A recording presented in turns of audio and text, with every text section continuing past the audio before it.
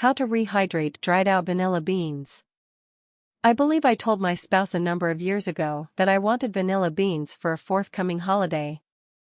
I gave him a hint by leaving the computer screen on, displaying the website where I wanted my beans to be bought, with them already in the cart, and a letter instructing him to make the purchase on my behalf. It wasn't exactly a clue, I guess. It had a neon symbol and was a fully developed flag. However, that is irrelevant. His purchase of my vanilla beans. I believe I purchased 100 beans.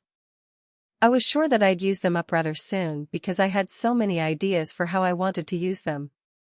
I also assumed that since I had purchased so many, we would also present them as gifts at Christmas. We also did. We distributed a lot of them. We thought it was a creative and enjoyable present because each family and friend received a tiny bundle of beans along with numerous dishes they could use them with. If you've ever purchased vanilla beans from a shop, you are aware of their high cost.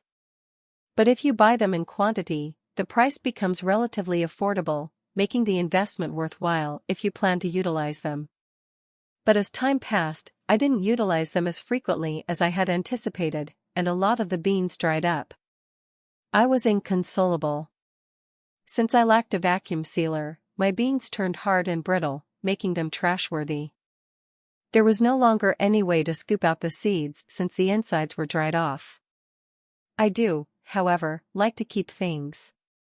And for the past 2 years, I have promised myself that I will find a purpose for those beans. And to be really honest, I've experimented with a few various ways to rehydrate beans over the years. They all yielded mediocre outcomes up until this point. Do not throw away any Viva beans, including dried out, broken, or beans you would consider garbage. Rehydrate them using this foolproof technique, then use them.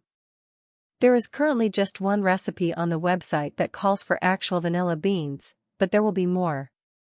Make our banana cupcakes with vanilla bean frosting after rehydrating those vanilla beans. Ingredients: stale vanilla beans. Hot but not boiling water. Instructions: put any type of dry beans on a shallow plate, whether they are broken or whole. It works nicely in a pie plate or casserole dish.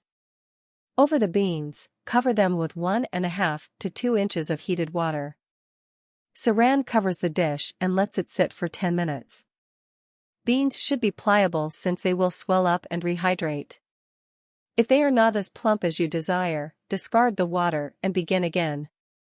I left my beans out for as long as overnight, and the next day they were just beautiful and plump. However, the 10-minute approach is excellent if you want them immediately. Scoop out the seeds after opening the beans.